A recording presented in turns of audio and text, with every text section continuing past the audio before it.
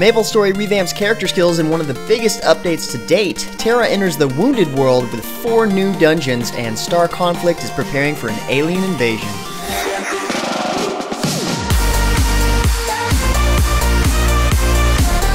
What's happening, guys? This is James Blonde with MMOHuts.com with a quick weekly recap for MMO news and announcements for the week ending June 30th, 2014. And this week we've got a pretty good variety of news, starting out with the launch of World of Tanks Blitz, marking Wargaming's first step into the mobile games market, though exclusively on iOS. Following in the footsteps of the PC counterpart, Blitz features more than 90 iconic German, American, and Soviet vehicles spread across 4 classes of tanks, all mashed into 7-on-7 PvP matches. The biggest obstacle in making this game had to be the controls, but the new gameplay and live-action trailers make it seem fairly easy to get the hang of. So Blitz is featured on the App Store for free, of course, fairly high on the list, just below Kim Kardashian Hollywood. And DizzyPW gives the game a quick look at World of Tanks Blitz launch event, so keep an eye out for his video preview. Next up, Infernum released a new update last week for Brick Force as part of the development of the 4th season. And as we all know, it can't be a shooter without a zombie mode of some sort, which of course is the highlight of the latest update called Night of the Living Bricks. There isn't a trailer out just yet for this one, so this one here is a little bit older, but seeing that people can make maps exactly how they want, this new mode gives them that much more inspiration for zombie mode maps. The new update also brings in new changes to the Unity game engine that Brickforce uses, making gameplay a lot smoother and keeping out the unwanted hackers. Also last week, Nexon released one of the biggest updates ever for Maplestory. The update is called Rising Heroes Elite, and it's all about unlocking your inner hero, or pretty much revamping all the playable classes in the game. Okay, so maybe not all of them, but enough for their patch notes to have a directory and a table of contents. It's a pretty big update. The biggest changes are with the rune system and overall skill revamps. Plus they added in a new buddy list for this update, making it a lot easier to connect with friends. And seeing that they upped the power of the heroes, they also beefed up the monsters and bosses. But like I was saying, this is one of their biggest updates ever, and there are plenty of summer events to go along with it, so be sure to check out the official MMOHuts news post for all the details. On a slightly similar note, Elsword revealed the partially secret new character they teased us with last week. The newest character, of course, is Ad, the 9th playable character in the game's lineup. With just a touch of psycho delirium and viciously explosive and dynamic skill set, Ad brings an unexpected transformation to the mix. Ad is the first male caster in the game, hitting hard from a nice distance, and though he is weak against physical attacks, he counters this weakness with a sweet combo system with explosive damage. Ad brings in a new dynamo point system to the combat, where a typical attack will fill Ad's DP gauge. When this gauge fills, players can use it to temporarily increase their damage and advance their attack combos. Plus, every time DP mode is activated, 1 point is added to the DP counter, which allows players to then increase their attack power further still, and ultimately tear apart their enemies. The new character does seem pretty sick, I gotta be honest. I know you guys think there's so much Elsword news in the recaps, but when it's stuff like this, it's kinda hard not to mention. Keep an eye out for DizzyPW's hands-on demo with Ad showing up early this week. I'm pretty sure you guys will also like the giveaway to go along with it. An official community announcement was made last week stating that Wakfu is planning to go completely free-to-play this coming month. The new business model will be subscription-free and offer players full access to all game areas. Current subscribers for the game will not lose out on this change. However, the so-called great news they have announced to them will be going to be revealed soon, so it hasn't been announced just yet.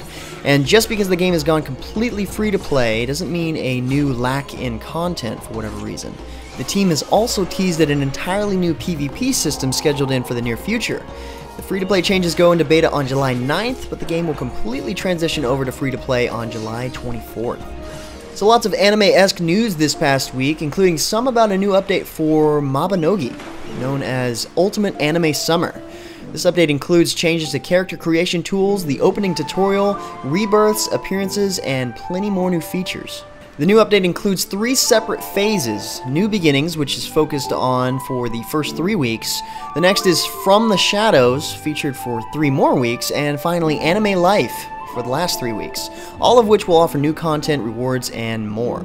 Right now we're in the New Beginnings phase, which targets character creation tools, adding in brand new hair and facial customizations, black hair elves by popular request, and free weekly rebirthing. Check the MMOHuts site post from the link below for even more details.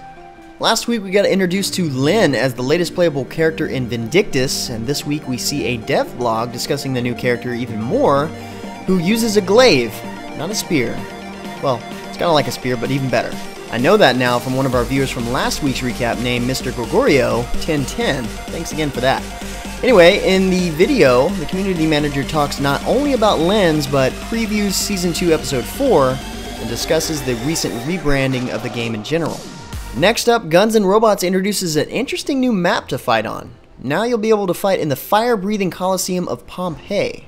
The map offers a completely new setting inspired by the Roman architecture and also aims to make the fight extra exciting by taking place right beneath Vesuvius, the erupting volcano that killed about 20,000 people around 80 BC. Now don't get me wrong, the idea is cool and all, but to me it's a bit odd that it's actually Pompeii and not just a Roman Colosseum mock-up, maybe with a volcano in the background. So seeing that it's actually Pompeii, it's kind of like them making a map where you fight on a huge ship that hits an iceberg in the middle of the ocean and it's sinking as you fight robots. Just saying. Last week, Masse Entertainment announced some new dungeons with dynamic new game modes and elite gear for TERA Rising. The new update is called the Wounded World Update, and it's packed with new content, enticing players to join 4 vast new worlds. These new dungeons come with dangerous twists and turns for players to maneuver their way through, but as a reward you can pick up some of the most unique accessories ever featured in the game.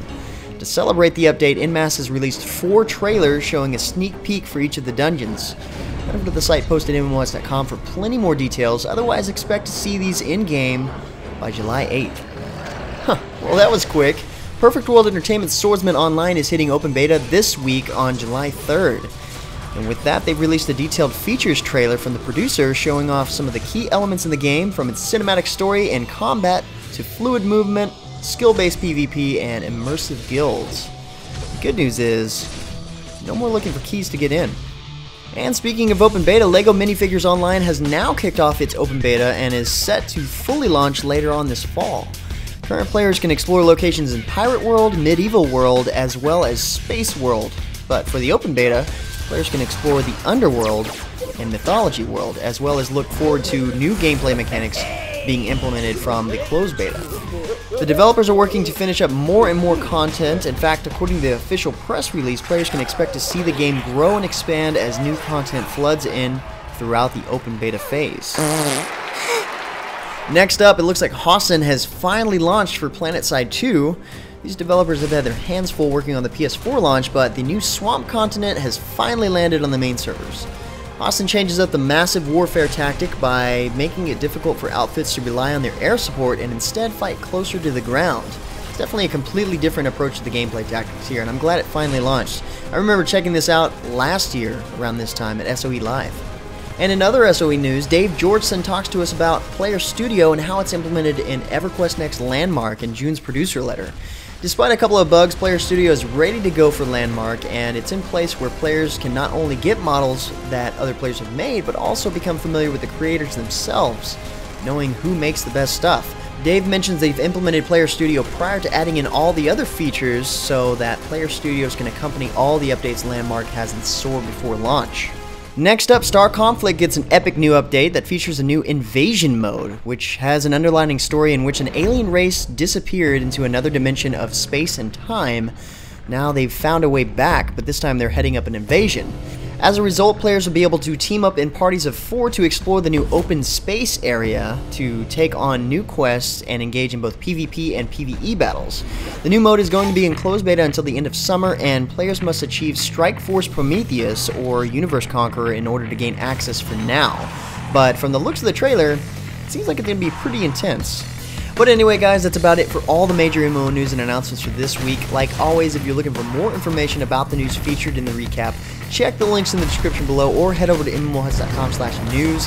Feel free to discuss the news in the comments below or head over to MMOHuts.com/forums. Until next time guys, that's going to be it for me. I'm James Blonde. See you out there, gamers.